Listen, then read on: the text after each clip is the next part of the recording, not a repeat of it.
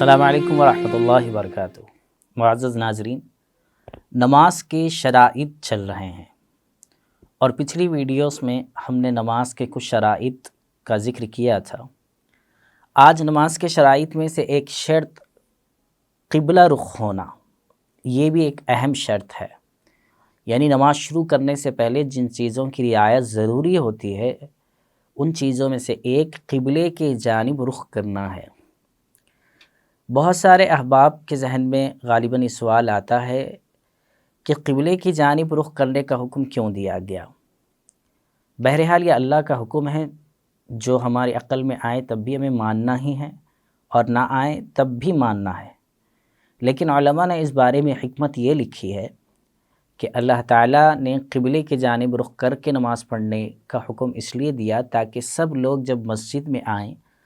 تو سب کے رخ، سب کے چہرے ایک جانب ہوں۔ جب اجتماعی طور پر کوئی عبادت انجام دی جا رہی ہو تو اس موقع پر سب کا چہرہ ایک جانب ہوگا تو ایک اتحاد کی صورت پیدا ہوگی، دیکھنے والوں کے لیے ایک اتحاد دکھے گا۔ لیکن اس کا یہ مطلب ہرگز نہیں ہے کہ اللہ تعالیٰ اس جگہ پر، مثال کے طور پر ہندوستان میں قبلہ مغرب کی جانب ہے، تو اس کا یہ مطلب نہیں ہے کہ اللہ تعالیٰ مغرب کے رخ، مغرب کے سمت میں ہے، کیونکہ اللہ تعالیٰ تو زمان اور مکان، یعنی زمانے کے اعتبار سے اور کسی جگہ کے اعتبار سے قید ہونے سے پاک ہے۔ اللہ تعالیٰ کی ذات تو ہر جگہ پر موجود ہے اور اللہ تعالیٰ اپنی صفات کے ساتھ ہر جگہ موجود ہے۔ اس لیے اللہ تعالیٰ نے قرآن پاک میں سورہ بقرہ آیت نمبر 115 میں یہ بات ارشاد فرمائی اور کہا، وَلِلَّهِ الْمَشْرِقُ وَالْمَغْرِبُ فَأَيْنَمَا تُوَلُّوا فَثَمَّ وَجْهُ اللَّهِ۔ اللہ تعالیٰ ہی کے بنائے ہوئے ہیں مشرق اور مغرب اور بقیہ تمام سمتیں، تم جس جانب بھی رخ کرو گے تم وہاں پر اللہ کو پاؤ گے۔ اس کا مطلب یہ ہوا کہ انسان کے جو چاروں جانب جو رخ ہیں، ایسٹ ہے، ویسٹ ہے، نارتھ، ساؤتھ، تو تمام جانب جس جانب بھی ہم رخ کریں گے وہاں پر اللہ تعالیٰ کی ذات موجود رہے گی، یہ ہمارا یقین ہے اور قرآن پاک کی تعلیم ہے۔ لیکن ایک خاص جانب رخ کرنے کو کیوں کہا گیا؟ یہ اللہ کا حکم ہے، اور اللہ کا حکم ایک مسلمان آنکھ بند کر کے تسلیم کرتا ہے، اس میں زیادہ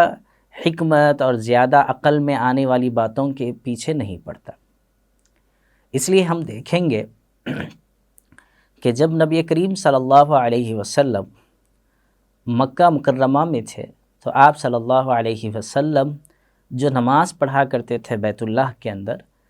تو مسجد حرام میں، تو وہ حجر اسود اور رکن یمانی کے جانب رخ کر کے نماز پڑھا کرتے تھے تاکہ بیت اللہ کی جانب بھی رخ ہو سکے اور بیت المقدس کی جانب بھی، جو کہ قبلہ اول ہے۔ جب آپ صلی اللہ علیہ وسلم مدینہ ہجرت کر کے تشریف لے گئے، مدینہ پہنچے، تو آپ صلی اللہ علیہ وسلم کو اللہ تعالیٰ نے یہ حکم دیا کہ اب آپ جو ہے رخ بیت المقدس کی جانب کریں۔ اس وقت میں مدینہ کے آبادی اور مدینہ کے جغرافیہ کے اعتبار سے بیت المقدس اور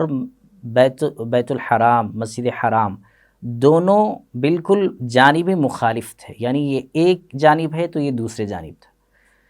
لیکن یہاں پر نبی کریم صلی اللہ علیہ وسلم اور تمام مسلمان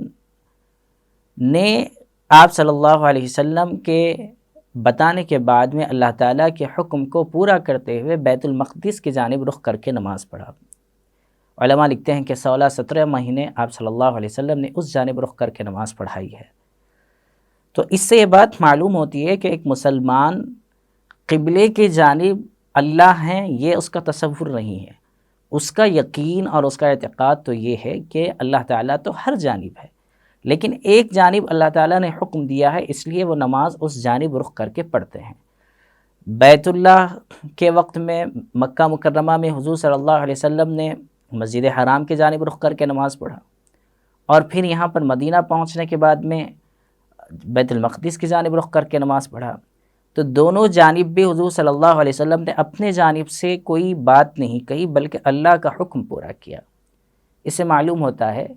کہ ایک مسلمان کے لیے اللہ تعالیٰ جو تعلیم دے، جو حکم دے، اس کو پورا کرنا چاہیے۔ اس لیے اللہ تعالیٰ نے ایک دوسری جگہ یہ بات ارشاد فرمائی اور کہا کہ تم لوگ یہ سمجھتے ہو کہ اس جانب رخ کریں یا اس جانب رخ کریں، لیکن اصل میں اللہ تعالیٰ کے حکم کو پورا کرنا سب سے بڑی نیکی ہے۔ لیس البر ان تولوا وجوہکم قبل المشرق والمغرب ولکن البر من آمن باللہ والیوم الآخر والملائکۃ والکتاب والنبیین الی آخر الآیہ۔ تو اس لیے یہ غلط فہمی نہیں ہونی چاہیے کہ قبلے کی جانب اللہ تعالیٰ کی ذات محدود ہے، بلکہ ہر ایک کو یہ معلوم ہونا چاہیے کہ قبلے کی جانب نہیں بلکہ اللہ تعالیٰ تو ہر جگہ ہر وقت موجود ہیں، بس یہاں پر حکم دیا گیا ہے ایسا رخ کر کے نماز پڑھنے کا، اس لیے ہم وہاں پر رخ کر کے نماز پڑھ رہے ہیں۔